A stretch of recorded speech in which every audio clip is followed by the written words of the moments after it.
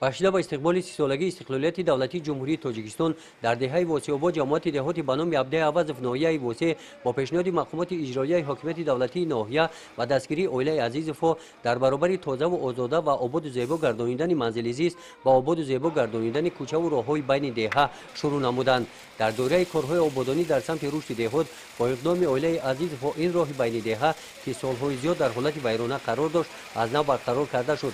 راه مذکور با درازی 300 متر سنگفرش کرده شده، آن همین که 25 سانتی متر بتون پوش کرده می شود. 30 سالگی استقلالیت رشد دهات برای همه فرمان بالا هست. ما همه را آباد زیبا کرده شدیم که خلق یک آسوده برای بیان ماشینش پیاده نغلطه و لباسا چرکی نشوند.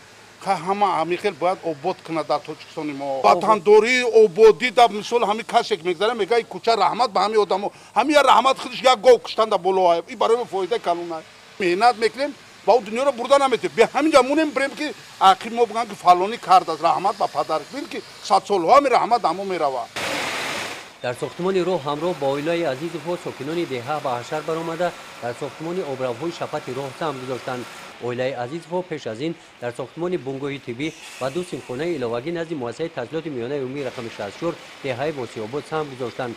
اویلای عزیز فو اقدام گرفته است که تا جشن 30 سالگی استقلالیت دولتی جمهوری تاجیکستان در سمت چراغان کردن کوچه های دهه واسیاباد نیز سهم ارزنده خود را میگذارند. گزارش خواجه نظریف خدای نظر ظهوروف از ناحیه واسه برای برنامه اطلاعاتی نوید.